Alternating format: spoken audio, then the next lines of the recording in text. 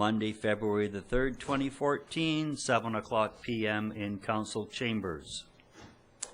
The first item of business would be the statement of the chair. I will read the procedure that will govern tonight's proceedings. This public hearing is convened pursuant to Section 890 of the Local Government Act, RSVC 1996, to allow the public to make representation to council respecting matters contained in Zoning Amendment Bylaw number 1085.89, 2013. Every person present who believes that their interest in properties affected by the proposed bylaw shall be given a reasonable opportunity to be heard respecting matters contained in the proposed bylaw. None of you will be discouraged or prevented from making your views known. However, it is important that you restrict your remarks to matters contained in the proposed bylaw. When speaking, please proceed to the microphone and commence your remarks by clearly stating your name and address. If they wish, members of council may ask you questions following your presentation. However, the function of council at this public hearing is to listen to you rather than to debate the merits of the proposed bylaw. In accordance with the council procedure bylaw, presentations by members of the public shall be limited to a maximum of 5 minutes each. If a person has additional information that he is unable to provide within that time frame, he shall be given further opportunity to address council after all other interested members of the public have been heard a first time. Please refrain from applause or other expressions of emotion during this public hearing so that we may ensure as impartial a hearing as possible. After this public hearing is adjourned, council members will not speak to the public on this matter until after the matter has been dealt with at a public meeting. After this public hearing has concluded, council may, without further notice, give whatever effect council believes proper to the representations made at this hearing. Period. Next item is the confirmation of notice requirements. Notice of this public hearing was given in accordance with the Local Government Act and the Community Charter by distributing the notice as follows in 2 consecutive editions of the Osoyoos Times on January 22nd and 29th, 2014, by placing the notice on the bulletin boards in the Town Hall and Planning and Development Services Department on January the 20th, 2014, and 3, by posting on the town's website and distributed via e-news on January the 22nd, 2014. The next item up would be a summary of the staff report, and I will turn to Planner Steve Shannon for that report, who is the author of that report, by the way.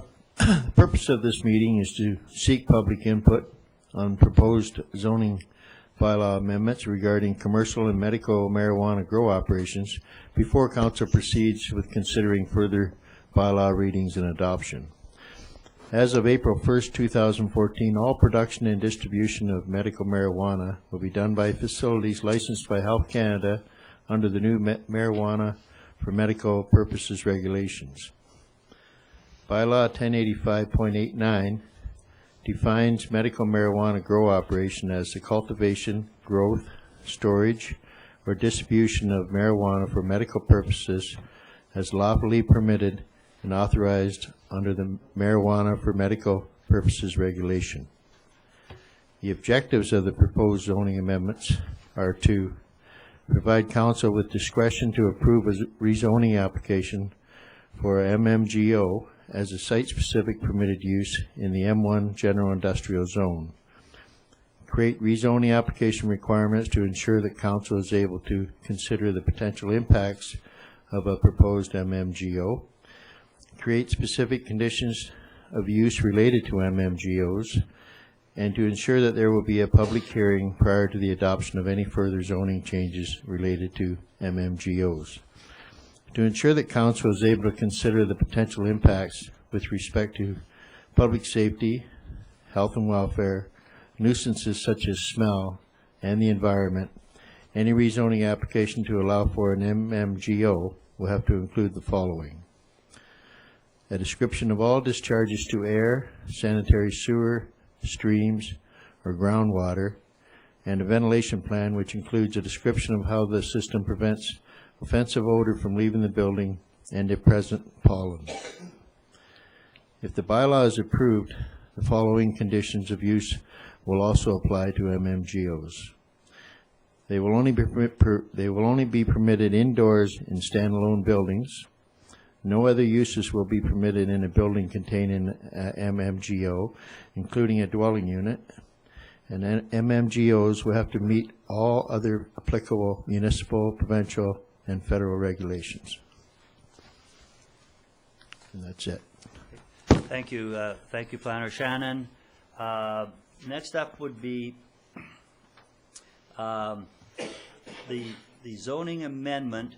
So if we look at that, and this is a report that was brought forward to council on December the 16th, 2013, in which the zoning amendment was giving first reading and forwarded to this public hearing.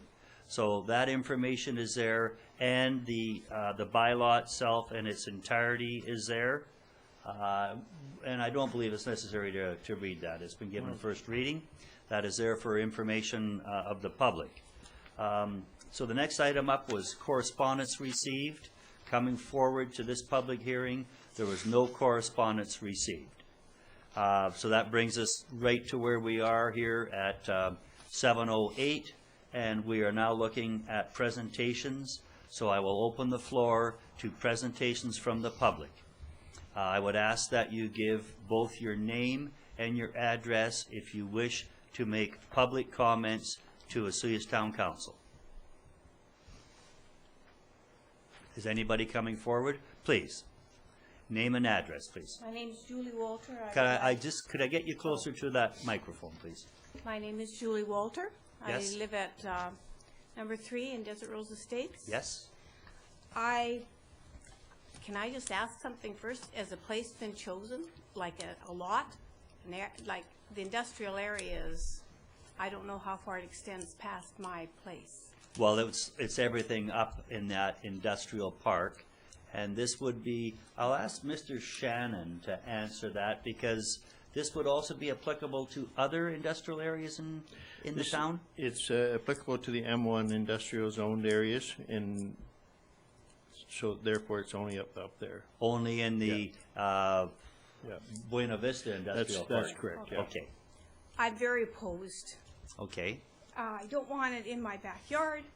It's said in a few, in the paper a couple of times, it's kept referring to it, didn't want it by a residential area. I'd like to remind council there are 111 units up there, which frankly I'm rather insulted by being not considered a residential area. It's kind of like we don't apply because we're up the hill a ways and removed from across the highway or something. I'm concerned about the safety, I'm concerned about the smell and the health hazards that you hear about. How much of it's validated, I don't know. But I really am afraid it's not in my backyard syndrome. I think it's probably a good financial step in one area. I don't disapprove of medical marijuana in any way. I think it's good that it's regulated and grown and sold and regulated, but I don't want to live next door to a plant that's producing it. Okay. Or growing it. Okay. Thank you. You. And the process here is for us to receive comments from the public. It's not we're not going to debate or anything else, although that has triggered a question, and I'll ask Mr. Shannon. Buena Vista Industrial Park is on the entranceway where you turn in off of the highway. Mm-hmm. So where Ms. Wooters is south of that. Is that? I'm just not sure where that M1 zoning is on the park. Well, those 2 blocks of land are zoned. Forget the actual designation, but a type of residential zoning, and it starts just ahead of those 2. But that was never part of the industrial park, where, for example, where Joe Usher's was never part of the industrial park. Well, You know that south of the, you know where Yeah, I'm talking about, yeah. the road in, and I'm just looking for the properties clarification. on the south side of the entrance to Strawberry Creek Yeah. Road are zoned M1. They are, Yeah. okay, I didn't know that either, so. Yeah, so- I do, you know, I mean, if they've chosen further down around that Sure, big, yeah. you know, mountain there, then I wouldn't be opposed, but right there in that industrial zone, I don't approve of it at all. Okay, Thank thank you. you for your presentation. Next up, Mr. Jim King, Jim maybe King, with some 94, clarity. 10, 115th Street. I think what Julie was referring to, the lot right next to us is vacant, and it is M1. Okay, So, and then Joe's Plumbing, and then there's a road going up the Right. hill. I think under your offices, I think you're thinking more the other way into the main industrial park. Right. But it needs some clarification, because we are right next to M1. okay, So we wouldn't like to see a building put up right next to the residential. I'm not saying I'm against it, I'm just saying if that could be noted, that maybe no building would be put up right next to Desert Rose Estates, because that is M1. you bet. And then I do have one other question for Steve. On page... I don't Oh, sorry. think we're making questions, Mr. King. I It's just to want a make a clarification. presentation. I know, okay, can I ask a clarification? Okay, That's yes, all I you may. want. Yes, I just you want may. clarification. Yes, you may. Okay. On this bylaw, on the back of the third page, where it says, as the cultivation, growth, stores, and distribution of marijuana, does that distribution mean it's going to be a retail outlet? I mean, I visualize this as a manufacturing plant and shipping this stuff all over the province. I don't, I'm just want clarification. When you say distribution, are we having a retail outlet there? No. Okay, so that's my comment then. And that covers the whole industrial park. Well, I wouldn't necessarily say that, because there are people repair stuff, and I guess it's a kind of a fine line there. Yeah, But I don't visualize this as going to be I mean, patients will need to pick it up somewhere. I guess I'm clarifying, is that where they're going to pick it up also? as I understand that process, that's we don't all know. controlled, that's Yeah. UPS or Canada Post. Okay, so if I go to my doctor, they're going to mail it to me? Yes. Okay, that's all I need, clarification. Thank you very much. Is there anyone else that would like to speak to council? We will make this official for the second time. Is there any other comments to be made from the public? Please.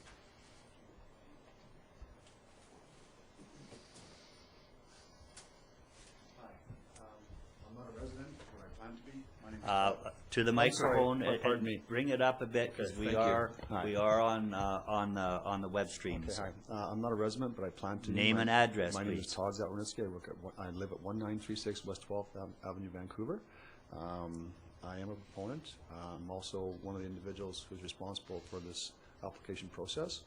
I'd like to address some of the issues that have been spoken to here.